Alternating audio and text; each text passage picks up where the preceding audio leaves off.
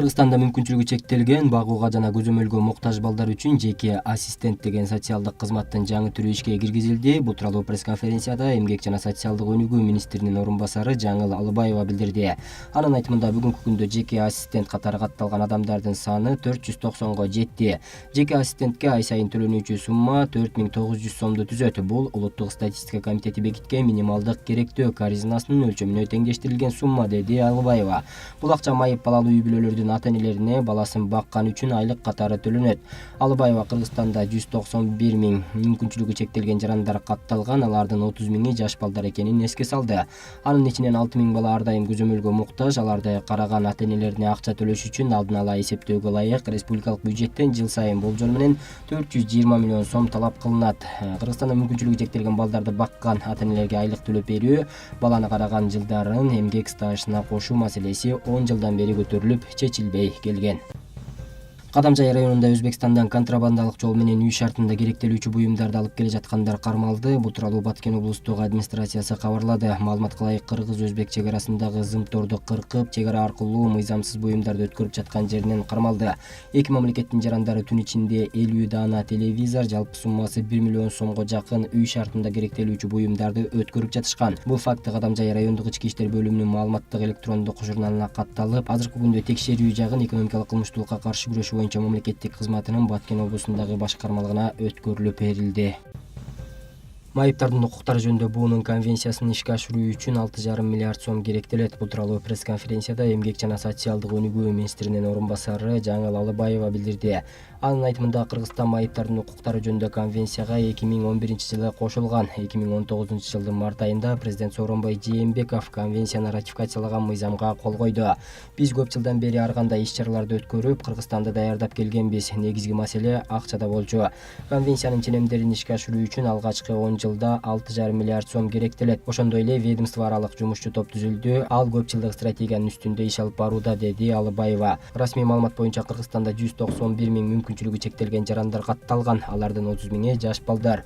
Эске салсак, конвенцияга карата факультативдик протоколда кабыл алынган. Анын негизги максаты бардык майыптар адамдардын укуктары менен эркиндиктерин коргоо, ошондой эле алардын аброюн сыйлоого артыкчылык берүү болуп саналат. Конвенциянын ченемдерин ишке ашыруу үчүн 10 жылда 6 миллиард 647 миллион сом керектелет. Анын ичинен иш-чараларга 1 миллиард 575 миллион сом, билим берүүгө, саламаттыкты сактоого, маданий жашоого катышууга, эс алууга, спорт менен машыгууга, инфраструктураны жакшыртууга 5 миллиард 72 миллион сом керектелет.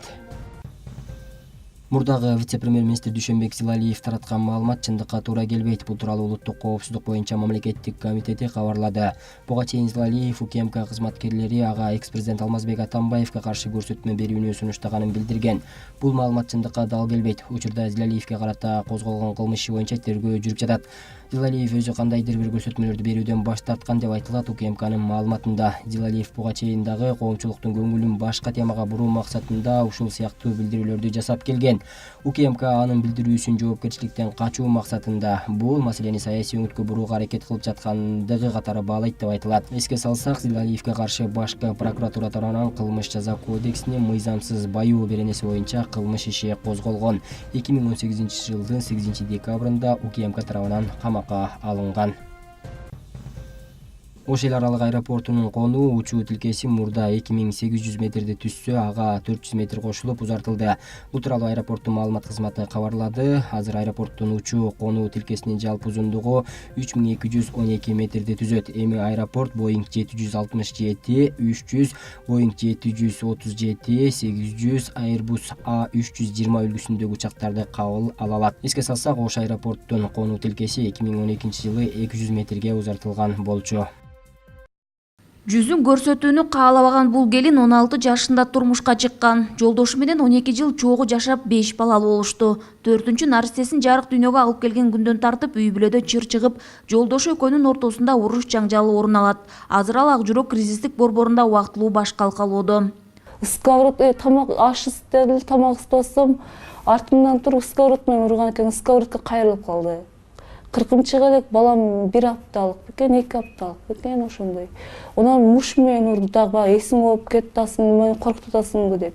Ак Жүрөк кризистик борборуна бир жыл ичинде зордук зомбулуктан жабыркаган 800дөн ашуун жаран кайрылган. Борборго көк ала болуп же бир жери сынып гана келбестен психологиялык жактан да болуп көрбөгөндөй жабыркап кайрылышат. Ал ортодо балдарда жабыркап калган учурлар көп экендигин борбордун жетекчиси белгилейт. Реакция кылышыбыз керек болуп жатат. Себеби тим эле балдарды атасы же болбосо энеси таштап коюп эле кете берсе, анда биздин балдардын социалдык жетимдер көбөйүп ал каяка барат? Анан коомго кандай таасирин берип, кандай жакшы балдар өсүп чоңоет деген суроо жаралып атат да. Үй бүлөдөгү зордук зомбулук шаар жерине караганда айыл жерлеринде абдан басымдуу. Адистердин билдирүүсүндө жада калса айыл жерлеринде аялга ырайымсыз мамиле жасоо нормалдуу эле көрүнүш катары каралган учурларда арбын. Зордук зомбулук көргөндөрдүн көпчүлүгү расмий никеге турушкан эмес. Бизге ошо жаш келиндер келип атат. Эгер ажырашып ошо 4, 3, 2 балдары менен алимент жөнүндө келишет да. Биз алимент жөнүндө келгенде биз айтабыз, ЗАГСың барбы, жокпу? ЗАГС буларда обязательно ЗАГСы жок. Булар ошо гражданский иретте ошо нике катарында эле турушуп, балалуу болушуп, үйлөр салышат, немелер ошо усталарды бактым дейт, немелер кылды, ошо бүт үйдүн жумуштарын аткарып келип атам, бирок бөлөр болгондо ошо үй мүлктөрүндө эчтекеге ээ болбой калышат да. Эмне дегенде мыйзамдын негизинде закону жок, немеси ЗАГСы жок.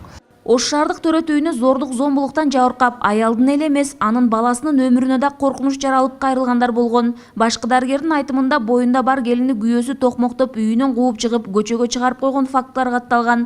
Абалы оор келинди милиция кызматкерлери төрөт үйүнө алып келишкен. Аялдар физиологиялык жактан гана жабыр тартпастан оор депрессияга түшүп, жакындарынын колдоосуна муктаж болушат.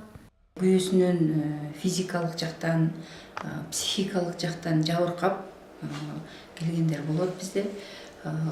Алар көбүнчөсүнүн боюнда болуп калса, ичиндеги баласы козголгон болот. А эгерде никеде турбай жабыркаса, сексуалдык, физикалык жактан жабыркаган аялдар дагы келет бизде. Ошондой аялдарды биз биринчи келгенде эле, эгерде ошол фактты каттайбыз сөзсүз түрдө милицияга кабар беребиз. Милициялар келип, анан өздөрү иш ача турган болсо иш ачышат. Ички иштер министрлигинин маалыматына ылайык, Кыргызстанда үй бүлөлүк зомбулукка туш болгондордун 90% аялдар. Өлкөдө үй бүлөдөгү зордук зомбулукка каршы мыйзам 2003-жылы кабыл алынган. Ага ылайык жогорку жаза. Аялга зордук зомбулук көрсөткөн эркек 5 жылга чейин эркинен ажыратылат. Бирок аялдар ачуусу келип турган чакта арыз жазып, кайра 1-2 күндөн кийин арызын алып коюшкандар кезигет. Акыркы учурда укук коргоо органдарына кайрылгандардын саны да көбөйгөн. 2014 баштап аялы менен күйөөсү урушса, мурда арыз менен анча кайрылчу эмес да. Ошо 2014-жылдан баштап мыйзамды күчүнө киргенден бери кайрылуу көп боло баштады. Көбүнчөсү ошол аял эркектин ортосундагы мамиледен улам көбүнчө аялдарды ургандыгы боюнча кол көтөрдү деп, денесине залал келтирди деп кайрылышат. Жана айтып кетчү болсок, ошол 3 айдын ичинде 2019-жылдын 3 ай ичинде Ош областынын аймагында 105 ошондо үй бүлө зомбулук боюнча арыздар, даттануулар келип түшкөн. Анын ичинде айтып кетчү болсок, экөөсү эркекке карата зордук зомбулук көрсөтүлгөн, ал эми 98 аялга, анын ичинен балдарга карата 5. Аялдардын көпчүлүгү өз укуктарын коргоодо жардамга муктаж. Расмий маалыматтар боюнча өткөн жылы миңдеген аялдар зордук зомбулук көргөн. Акыркы 5 жылда 10 миңден ашуун үй бүлө ажырашып, жалгыз бой аялдардын саны көбөйгөн. Аял укугун билиши керек, ал коргоого муктаж деген сыяктуу пикирлер жаап жаткан чакта казан аяк кагышат деп, уруш талаштарды нормалдуу көрүнүш катары баалагандардын катары деле болсо калың. Гүлжан Ажыматова, Бектур Калыбек уулу, Ош шаары.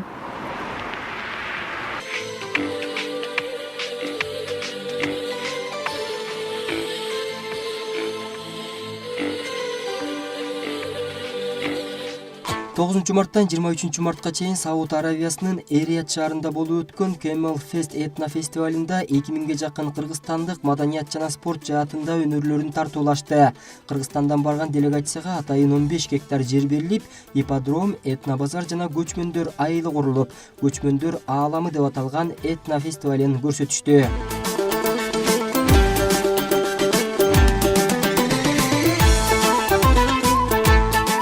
Мындан тышкары бул фестивалга 98 мамлекеттин да өнөр адамдары катышты. Бирок жалпысынан уюштуруу иштерин кыргыз тарап колго алып, эң көп делегацияда Кыргызстандан барган. Мындай масштабтуу иш-чараны дүйнө элинин 30% массалык маалымат каражаттары аркылуу көргөн. Кыргыздар катышкан Camel Fest этно фестивалин дүйнө боюнча 2,5 миллиард адам көрдү. Иш-чара учурда да жалпыга маалымдоо каражаттарында көрсөтүлүп жатат. Фестивалды 1,5 миң маалымат булактары чагылдырды. Элдердин маданий жана тарыхый баалуулуктарын сактап эле калбастан, аны бүгүнкү күндө өнүктүрө аларыбызга ишендик. 2,5 миллиард адам бул дүйнө элинин 30%-ын түзөт. Ал эми көчмөндөр ааламы фестивалин тартуулаган режиссер Алтынбек Максутов 4000 кишиге ылайыкташылып курулган ипподромго фестивалдын ачылыш эземин көрүүгө келгендердин саны 12 000 адамга жеткенин айтты. Буга катар эле Кыргызстандан барган өнөр адамдары өтө тажрыйбалуулуктарын көрсөткөндөрүн баалап өттү. Эң чоң көп чогулткан көрүүчүнү ошол биздин ачылыш болду да. Абдан чоң. Анткени ал жакта башка мамлекеттердин дагы өздөрүнүн ушундай локациялары бар болчу да. Биздин ачылышка ошол 12 000 киши чогулганы биздин өзүбүздү да аябай сүйүндүрдү. Мен бардыгына ыраазымын, барган командалар. Ошол жактан, эми бул жактан бүт баары эле ойлоп атышат да, бүт баары акчага барып иштеп аткан турбайбы, акча үчүн аякта акча үчүн иштеген эч ким болгон жок. Аяктан бүт баары символический, мындайча айтканда, бир спорт тарабы бул мелдеш үчүн барды, маданият тарабы мындайча айтканда патриоттук сезим менен күндө эртең менен 7-де туруп, 9-га чейин репетиция, анан завтрак жасап алып, кечки 10-11-ге чейин иштеп атышты. Мен ошол жерден ойлодум, биз көптү кыла алат экенбиз депчи. Дүйнө элине кыргыз маданиятын, оюн-зоок, спорттук иш-чараларын тартуулаган Кыргызстандан барган катышуучулар кургол келишкен жок. Тагыраагы ар бири $500 сыяк алышса, спорттук жана маданий бөлүктөрдүн байге фондуна 200 000 АКШ доллары бөлүнгөн. Ал эми көчмөндөр ааламы фестивали 10 жыл катары менен өткөрүлөрү дагы макулдашылып, келишимге кол коюлган. Бакытбек Болсунов, Талант Жапаров, Азия ТВ, Бишкек.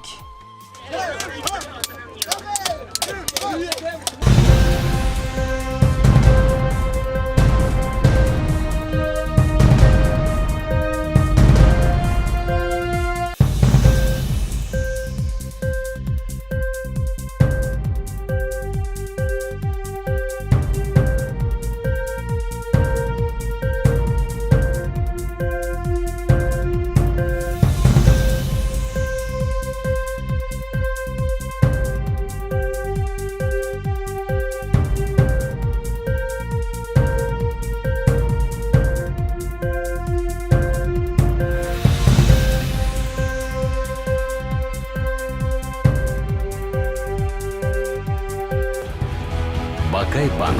Твое будущее в твоих руках. 20 лет вместе.